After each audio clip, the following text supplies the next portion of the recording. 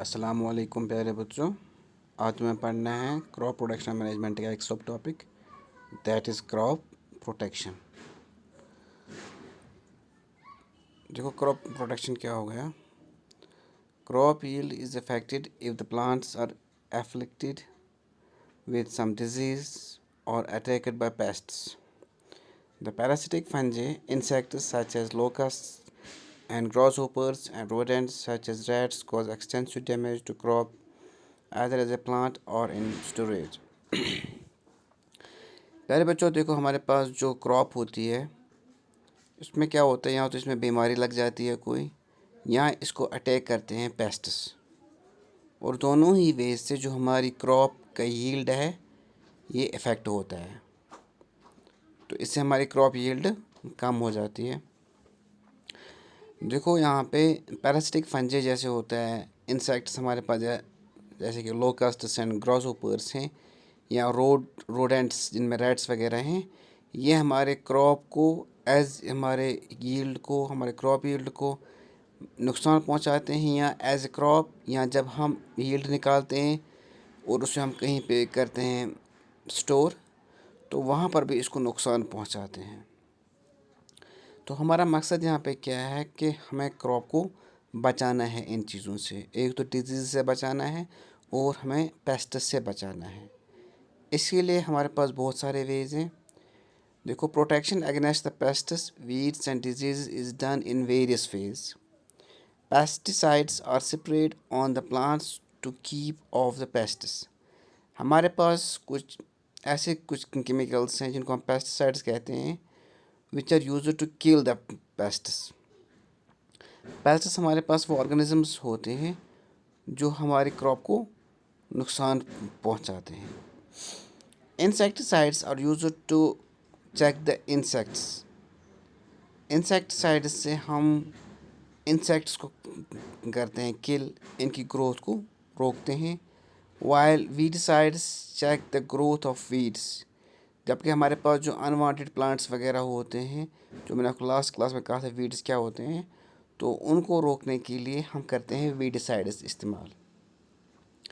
अब देखो प्यारे बच्चों, आपने सुना होगा नाम इंसेक्टिसाइड्स लाइक मेलाथियोन, डाइमिक्रॉन एंड पोलिथियोन और कॉमन इन यूज़, ये हम अक्सर यूज़ करते हैं। These insecticides kill the pests as well as their larvae, but the plants are not affected by them.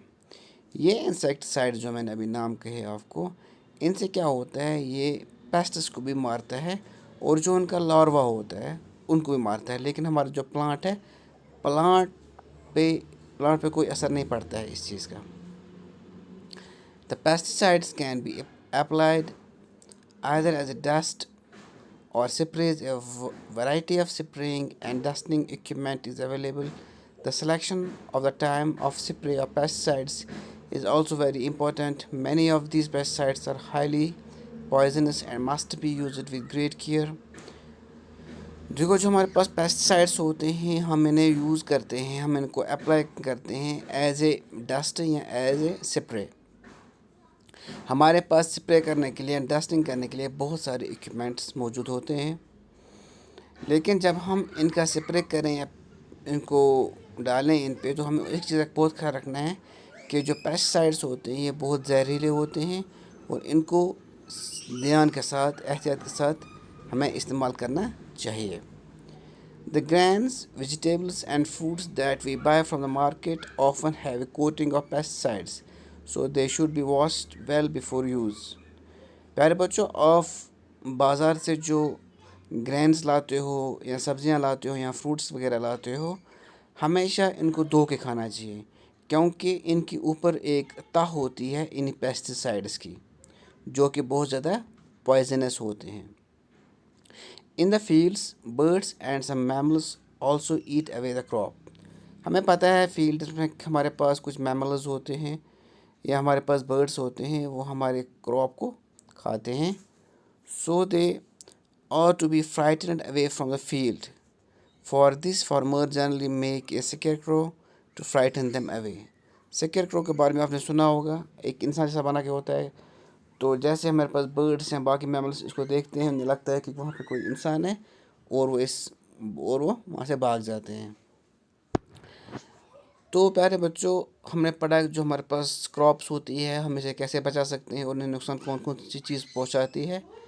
अब हमें पढ़ना है हार्वेस्टिंग के बारे में। हार्वेस्टिंग क्या हो गई? द रबी और kharif crops are ripe at the end of their season when the fruits or grains are golden in color. They are ready for harvesting. Harvesting is a process of cutting and collecting the mature crop from the fields. This may be done either by hand or with a sickle or with machines known as combines or harvesters. प्यारे बच्चों देखो, हमारे पास दो किस्म की crops होती हैं, रबी crop और खरीफ क्रॉप, डिपेंडिंग अपॉन कि हम उनको किस सीज़न में करते हैं हार्वेस्ट। तो हमारे पास जैसे ही ये क्रॉप्स राइप हो जाती हैं तो इनका जो कलर होता है वो गोल्डन बन जाता है, तो हम फिर इनको हार्वेस्ट करते हैं। हार्वेस्ट होता क्या है? हार्वेस्ट होता है जब हम क्रॉप, हमारे पास जब क्रॉप पूरी राइप हो जाती है, मैच्योर हो जाती है, हम इस क्रॉप को करते हैं कट और इसको करते हैं हम कलेक्ट। कहाँ से? फील्ड से। इस अमल को हम हार्वेस्टिंग कहते हैं।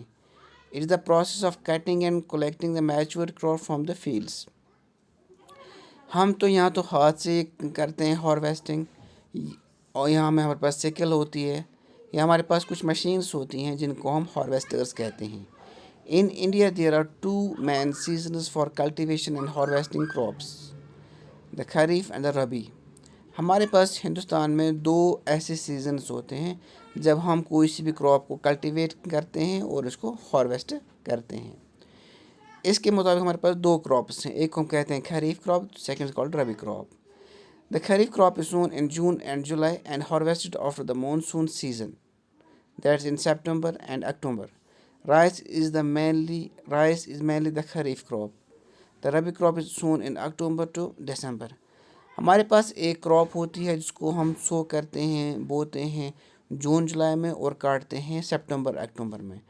इस क्रॉप को हम कहते हैं खरीफ क्रॉप। हमारे पास जैसे कि राइस है, राइस हमारे पास खरीफ क्रॉप है। और हमारे पास जो यहाँ पे हमारे पास जो रबी क्रॉप है, इसको हम लगाते हैं अक्टूबर से लेके दिसंबर तक और काटते हैं मार्च अप्रैल में। तो वीट हमारे पास रबी क्रॉप है। हमारे पास जहाँ पे वेल इरिगेटेड एरियाज़ होते हैं वहाँ पे हम लगाते हैं rice, can also be sown as a rabi crop. हम कभी राइस को लगा सकते हैं रबी क्रॉप में, लेकिन जब वहाँ पे इरिगेशन अच्छा होगा, पानी की फैसिलिटी अच्छी होगी।